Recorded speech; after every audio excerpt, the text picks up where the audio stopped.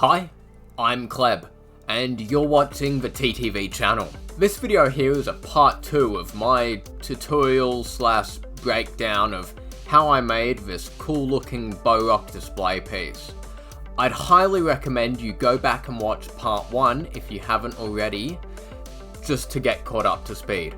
These are lengthy videos unfortunately, but that's just how it rolls. But without any further ado, let's get into this video. Today we'll be covering the texturing and painting process with some reveal pictures just at the end. So I suppose skip to then if you only want to see the finished project, but for anyone interested in how I made it, just sit right in. So what we have here is a bucket of plaster, which we went over in the last video.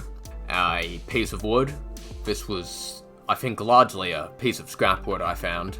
A nice glove, and our Bohrok canister lid, the resin one that we made in the previous video. Now what I'll be doing today is I'll be layering plaster on top of this wood using a plastering tool, typically called a small tool, though some people would incorrectly call it a spatula.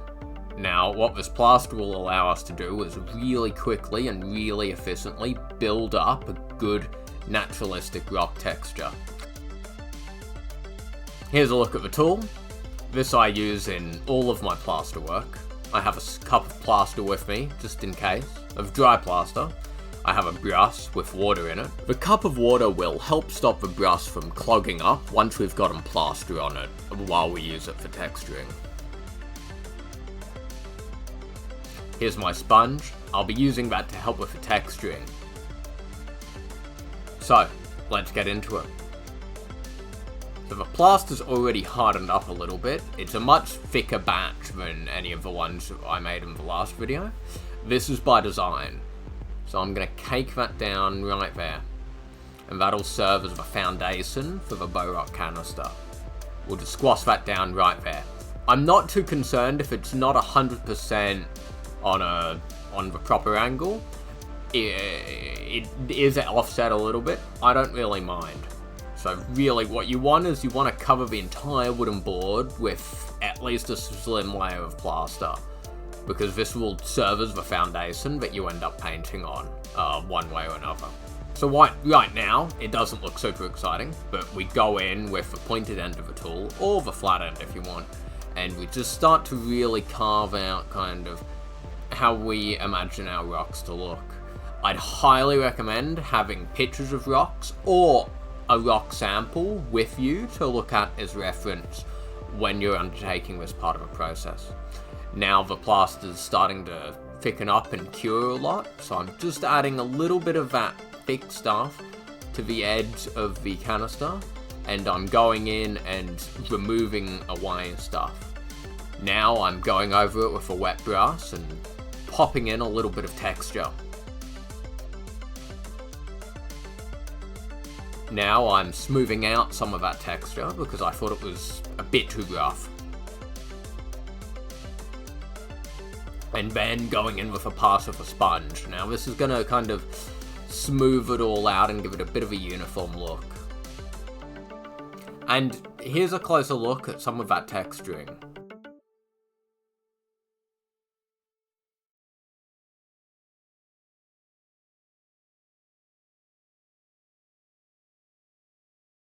Now, I'm pretty happy with how it's hardened. I've stepped away for a little while to let it cure. Now I'm going to clean off a little bit of excess plaster that got onto the plastic shell. It's not too important because you could paint over it with metallic paint again, but since it's a resin cast, I thought we may as well keep it looking nice. Now I'd really like to clean up those edges and just smooth them out a little bit. Whether you do that with a sander or with plaster is really up to you, but going over it with both can be really nice. Here's a closer look at some of that texture work again.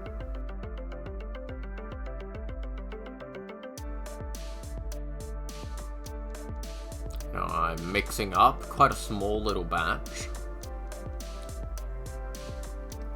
Now this one's being used primarily to clean up those edges. That'll give it a really nice uniform look to paint over later at the end of the video.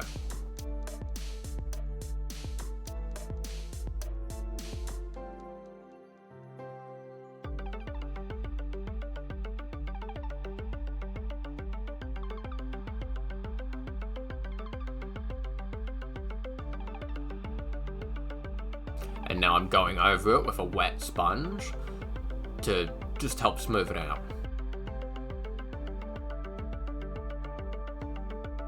Now I'm using some of the remaining plaster in the tub to bulk up the back of the canister lid, just to make sure that it can't fall off. Now I'm going back over the entire surface by dipping the sponge into the plaster and then depositing some of that plaster onto the surface, and then going back over and scratching more rock cracks and just trying to define some of the shapes a bit more. Now, I'm going a little bit too sponge crazy here, to be honest. The final product was a little bit too smooth for what my goals were.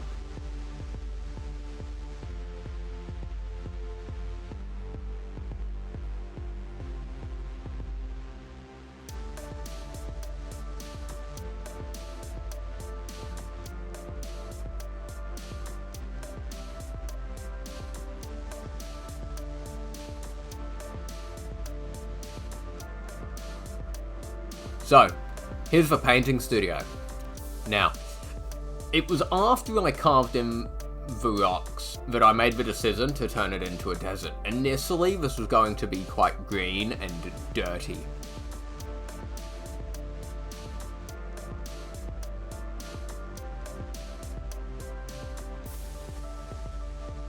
So, I'm just using some Citadel paints here, just a brown.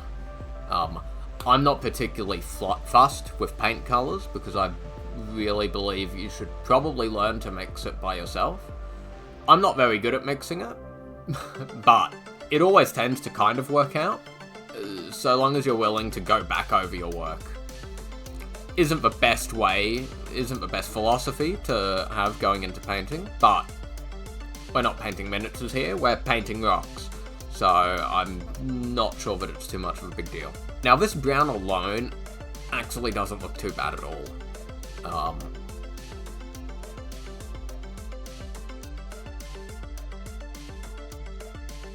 If you treated it more like a dry brush, like I've just done there, more of a kind of heavy dry brush, you could probably have a near to finished look really quickly that people would not bat an eye at.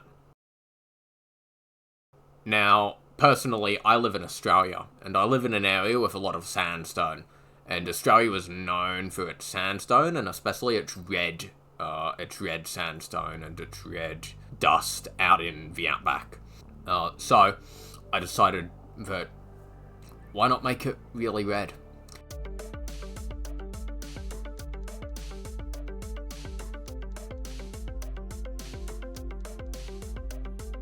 Now I'm adding a little bit of a brown to the canister lid. This just helps kind of ground it in the environment, and then I'm brushing some of it away because I don't want it super overpowering, but I do want it to look like it's been sitting there for quite a while.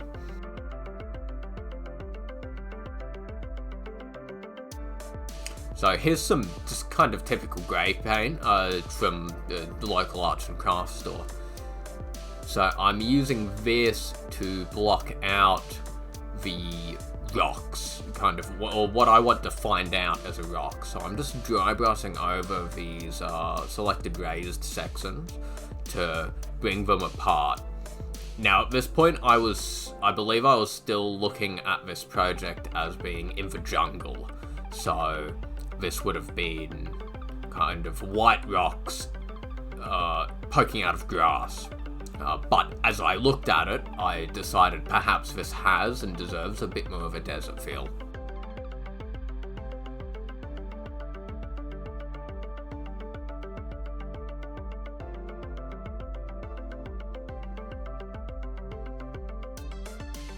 Now, a lot of what I'm doing is dry brushing, which is where you with it using a dry brush, which is kind of an important part that I very much enjoy to skip over. You brush off a lot of the paint that's on your brush, and then just a little bit will pick up on the highlights of whatever you're painting. So, here we are, a few hours later. It's nice and dry.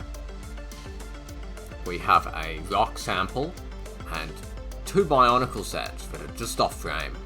Now, so it's really good to drop in the set you intend to have in the display every so often, just so that you get a reference of scale. Now, Pahatu is admittedly a little bit tall for this display in particular. However, our Bohrok friend is not, which is fitting given it's his canister and it's made for him to stand on. And because he fits in really well, I decided, let's make it a desert. So here's a piece of sandstone, and I'll be primarily using this as my color reference going into the more in-depth painting process. So really, we've got a lot of greys, some kind of yellows, a splash of white, and these kind of reds. However, Googling rock pictures is just as efficient. Now, here's some of the paints I had in mind. I did end up going into the crutch of Games Workshop I say Games Workshop, miniature paints in general, when I wasn't quite happy with the colours I ended up mixing. Here are some sponges. I'll be using them to apply some of the paint. I think they're a really good medium. So let's move the sets out of harm's way and speed up this process. I have a water sprayer to make sure the paints on my palette stay wet. I can give them a little spritz every so often.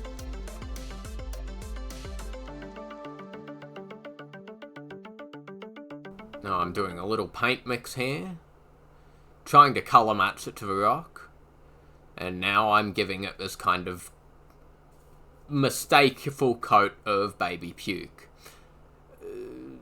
This was a bit of a mistake on my part, but it wasn't necessarily a bad thing. So there I am trying to beat it back with kind of a cooler colour, which doesn't make a bad effect. If you wanted to do a more alien landscape, perhaps this wouldn't be a bad place to look. I'm adding in some really heavy reds that I know that I'll go back over later. And now I'm trying to mix up kind of a light yellow tan colour. And I'm hitting a lot of those red areas first, so that I can beat them back and re-establish that kind of stone look. Now I'm hitting it with some highlights of some white mixed into that brighter yellow paint, that tan. But unfortunately, as I think you can see, there's still a bit too much of that baby puke peering through. But now I'm going over it with a brown, and really that's doing a lot to bring it all together. In which case the baby puke colour is actually adding a great deal of depth, I feel. Which is kind of what you need for some level of realism. Now I'm going over it with a bit of a yellow, just hitting some spots. And I think I went a little bit too gun-ho with this, but that's okay, because we can always paint back over it. And we'll toss them in for reference. And now, here's a little second pass.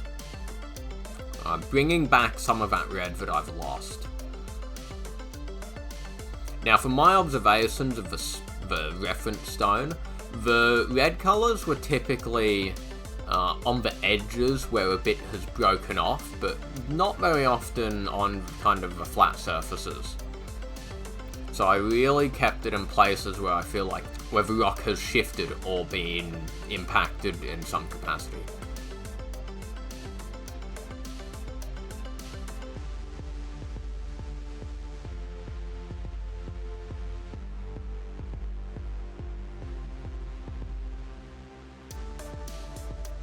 Now I'm attacking it with a Games Workshop Citadel Paint tan colour, or two tan colours.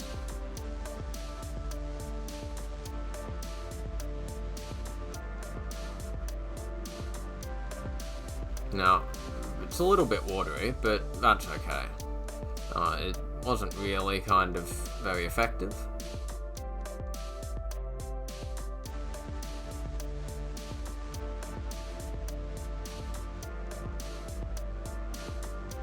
Now I'm hitting it with a lighter colour to bring out some of those highlights.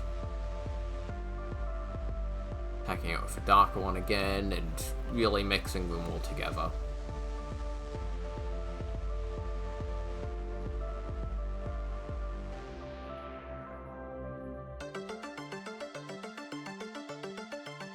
Now, worthy disclaimer, I'm quite new to painting pieces of terrain like this. My typical painting skills are with weird alien sculptures and octopus costumes. Squid costumes, sorry.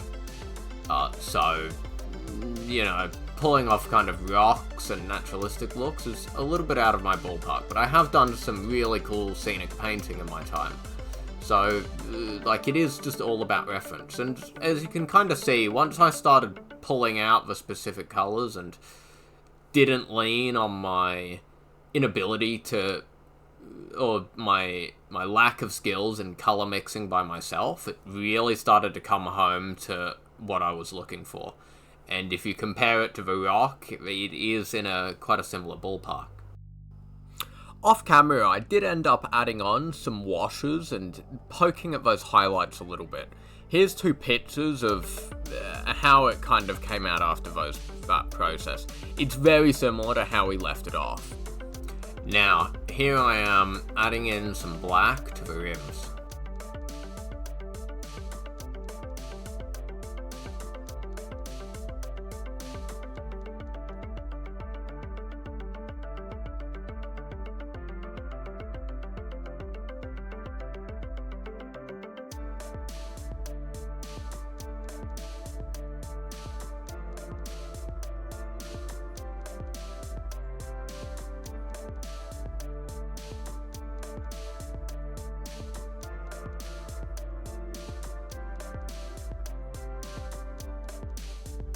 Now, if you have a little accidental paint spill, just attacking it with some water to dilute it or wiping it off with some kind of cloth is, I think, a very effective way of getting rid of it.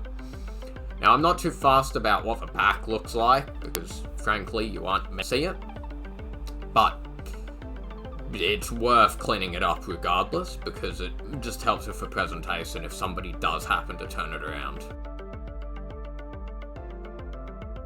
And here's a look at the finished product.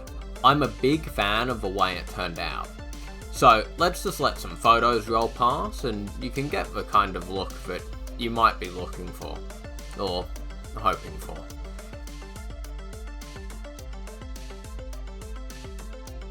Here's a Bohrok in its natural habitat.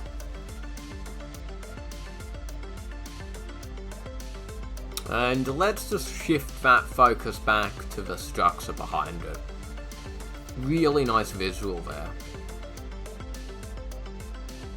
Here's a look at Bahatu standing on it.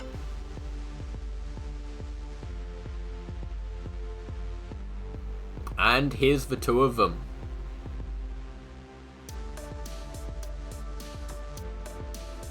Here's a top-down shot with Bahatu. I'm not the best photographer,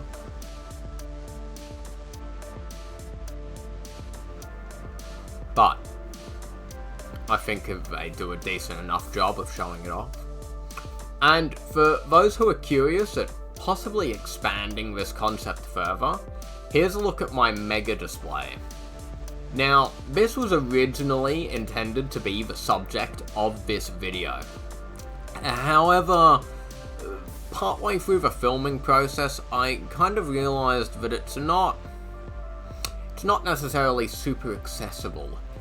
The idea of making one Bohrok dome out of plaster or resin is a lot more feasible to somebody getting into a hobby like this than making 10 of them and having this enormous display that you have to lug around with you.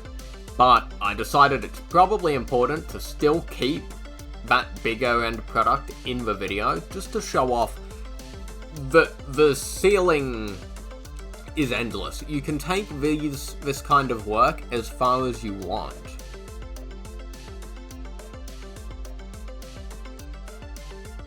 Here's a good example of what you can do to the shells, especially when you have a lot of them. It can really carve away at it, make it look like some kind of terracotta has come along and punched it off at some point or another. Now, something I did leave unfilmed was using spray sealant, did close up the displays and sealed up the paint. So that's just kind of an overcoat of either a glossy or a matte. I don't think that's a necessary step unless you plan to be interacting with these displays a lot, because otherwise it's just a bit superfluous, I think. And that does me for the video. I really hope you've enjoyed this. And if you did, leave a suggestion down in the comments below if you want to see more content like this. If this video does well enough, I have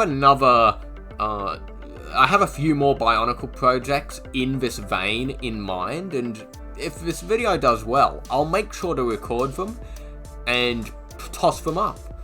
I will probably avoid going as in-depth, because it would really be repeating a lot of at this point.